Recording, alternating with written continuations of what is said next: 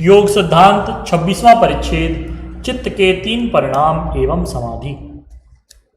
हमारे पूर्वजों का सिद्धांत है कि जिस वस्तु का अस्तित्व नहीं है वह है ही नहीं, एवं जिस वस्तु का अस्तित्व है वह रहेगी ही रहेगी, केवल मात्र उसमें एक परिणाम विशेष अवश्य उत्पन्न हो सकता है। इसी सिद्धांत की पुष्टि करते हुए योगेश्वर जगदात्मा भगवान श्री कृष्णचंद्र ने श्रीमद् भगवद गीता के दूसरे अध्याय के 16वें श्लोक में स्पष्ट रूप से कहा, ना सतो विद्यते भावो ना भावो विद्यते सतः उभयोरपि दृष्टोन्तः तनयो तत्तदर्शी। अर्थात जिस वस्तु का अस्तित्व नहीं उसका अस्तित्व कहीं से बनता ही नहीं, और जिसका अस्तित्व है वह कभी बिगड़ता नहीं, प्रत्युत उस वस्तु के परिणामांतर होते रहा करते हैं। धर्मी का लक्षण करते हुए योग दर्शनकार भगवान पतंजलि देव ने यह सूत्र लिखा है, शांतोदिता व्यपदेश धर्मानुपाति धर्मी। अर्थात धर्मी वह कहलाता है जो परिणाम समाप्त हो चुका है, उदित जो परिणाम इस समय हो रहा है, और व्यपदेश अर्थात जो परिणाम बाद में होगा।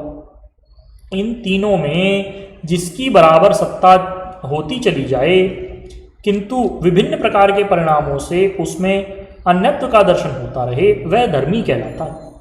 उस धर्मी के हर स्थान में तीन तीन परिणाम विभिन्न रूप से प्रकट होते रहा करते हैं, किंतु धर्मी उन तीनों ही प्रकार के परिणामों में बराबर बना रहता है। धर्मी के तीन परिणाम हैं धर्म परिणाम, लक्षण परिणाम एवं अवस्था परिणाम।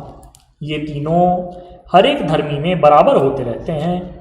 उदाहरण के रूप में इस बात को मान लें कि जैसे मिट्टी एक धर्मी है, उस मिट्टी को पानी से आटे की तरह गूंद करके उसका एक गोला बना लिया तो वह साधारण मिट्टी का गोला रूप धर्म परिणाम है,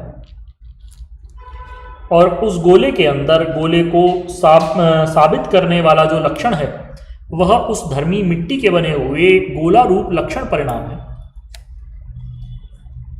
इसी प्रकार जब वह गोला कुछ दिन रखा रहेगा, सूख जाएगा, और उसको बहुत देर रखे रहने से उसमें पुरातनता आ जाएगी, तो सुनने वाला या देखने वाला कहेगा कि ये गोला कई महीनों का बना हुआ मालूम पड़ता है, पुराना गोला है। उस मिट्टी के गोला रूप धर्म परिणाम का यह अवस्था परिणाम है। इसी प्रकार ये तीनों परिणाम हर तत्व में बराबर होते रहते हैं।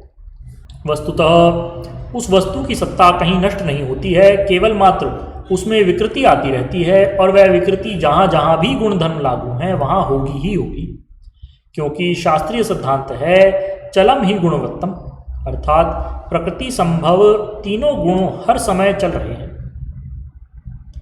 इसलिए गुणवृत्त में प्रतिक्षण परिणामांतर होता रहता है। जिस समय मनुष्य जन्म लेता है और छोटा बच्चा बनकर के माँ के पेट से बाहर आता है, उसकी उस समय की आकृति बड़ी छोटी होती है, अधिकांश में एक मोटे चूहे की तरह की होती है, किंतु जैसे जैसे प्रकृति उसकी सहायक होती है और विभिन्न प्रकार के रस पेय खुराक के रूप में उसे मिलते रहते हैं, वैसे वैसे उसकी आकृति में भी परिणामांतर होता रहता है, और वह उत्तरोत्तर बढ़ता चला जाता है। उसका वह स्वरूप जो पैदा होने के समय अधिक से अधिक आधा सेर 3 पाव वजन का होगा, कुछ समय बाद परिणाम पाकर के वह युवावस्था को धारण कर लेता है, और उसका शरीर कई कई मन वजन की आकृति को भी धारण कर वृद्धाकार में दिखलाई देता है। यह उसके शरीर में प्रतिक्षण होने वाले विभिन्न परिणामों का फल है। इसी प्रकार हमारा चित्त भी गुणात्मक है और इसमें हर क्षण परिणाम होते रहते हैं। इससे पूर्व हमने अष्टांग योग का स्वरूप दर्शाने का पूर्ण प्रयास किया है। उन 8 अंगों में से यम, नियम, आसन, प्राणायाम और प्रत्याहार ये बहिरंग अंग माने जाते हैं, क्योंकि इनकी साधना चित्त की बहिर्मुखी वृत्ति होने पर भी की जा सकती है। सर्वाधिक चित्त होते हुए भी अष्टांग योग के इन 5 अंगों की साधना की जा सकती है, किंतु धारणा, ध्यान और समाधि ये तीनों इन पहले अंगों की अपेक्षा अंतरंग हैं। इसलिए भगवान पतंजलि देव ने एकदम स्पष्ट शब्दों में यह सूत्र लिखा, त्रयम अंतरंग पूर्वेभ्यः। इस पर भगवान व्यास देव जी भाष्य लिखते हैं, तदेतद् धारणा ध्यान समाधि त्रयम अंतरंग संप्रज्ञातस्य समाधे पूर्वेभ्यो यमादि साधनेभ्य इति। अर्थात धारणा, ध्यान और समाधि के तीनों अंग संप्रज्ञात समाधि के लिए यम नियम आदि की अपेक्षा अंतरंग हैं। इन्हीं के द्वारा सर्वार्थक चित्त में एकाग्रता रूप एक नया परिणाम होना आरंभ होता है। सर्वार्थता रूप में रहने वाले धर्मी चित्त का एकाग्रता रूप में बदल जाना, यह उसका धर्म परिणाम है।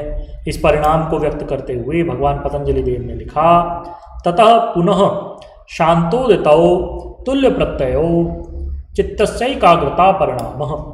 जिस पर भगवान व्यासदेव जी भाष्य लिखते हैं, समाहित चित्तस्य पूर्व प्रत्ययः शांतः उत्तरः तत्सदृश उदितः समाधि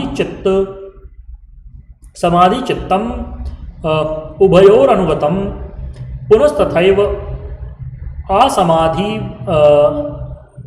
भ्रेषाद इति स खल्वयम धर्मिणः चित्तस्य एकाग्रता परिणामः। अर्थात सर्वार्थक चित्त के अंदर सब विषयों का ग्रहण करना एक स्वभाव बना हुआ था। उसके अंदर धारणा का अभ्यास करने पर एक नया धर्म परिणाम पैदा हुआ। अभी तक कहने में आता था कि यह हमारा चित्त बड़ा चंचल है, सब विषयों में घूमता है। ये उस चंचल चित्त के लक्षण थे। किंतु जैसे ही उन सब विषयों में घूमने वाले धर्मी चित्त के अंदर एकाग्रता परिणाम पैदा हुआ, तो उसके अंदर एकाग्रता के लक्षण भी आए। उस चित्त के धर्म और लक्षण परिणाम दोनों हो गए। इसी प्रकार से जैसे जैसे उस चित्त की एकाग्रता पुरातनता की ओर बढ़ती चली जाएगी, तो कहने और देखने वाले कहेंगे कि भाई देखो, उसका चित्त तो बड़े समय से एकाग्र हुआ चला आ रहा है। यह उसके चित्त का अवस्था परिणाम हो गया। इसी प्रकार एकाग्र होने पर यह चित्त जैसे जैसे समाधि के दृढ़ अभ्यास की ओर बढ़ता चला जाएगा, तो उसका यह एकाग्रता परिणाम भी कालांतर में अवश्य बढ़ जाएगा। संप्रज्ञात समाधि का एकाग्रता परिणाम वाला यह चित्त सर्वार्थक चित्त की अपेक्षा समाधि के लिए अपेक्षाकृत अंतरंग हो गया है। किंतु अब भी यह अपने चरम लक्ष्य को नहीं पा सका है। अपने चरम लक्ष्य को वह तभी प्राप्त करेगा जबकि वह अपने आने वाले परिणामों से निकलता हुआ निरोधा स्थिति को प्राप्त हो जाएगा। जैसे जैसे साधक की एकाग्रता स्थिति ऊंची बढ़ेगी, वैसे वैसे उसके धर्मी चित्त के अंदर आगे के नए परिणामों के भाव सामने आने आरंभ हो जाएंगे। इसी एकाग्रता परिणाम में चित्त के सर्वार्थकता रूप धर्म शांत हुए, अर्थात दब गए, और एकाग्रता रूप धर्मों का उदय हुआ। चित्त पहले की अपेक्षा सूक्ष्म बना और उसने संप्रज्ञात योग में प्रवेश पा लिया। इसके बाद क्योंकि अभी भी इसकी सर्वार्थकता पूर्णतया समाप्त नहीं हुई है, इसलिए साधक के दृढ़ अभ्यास के बाद ही इसके अंदर समाधि के धर्मों का प्रादुर्भाव होना शुरू होगा। शेषकल।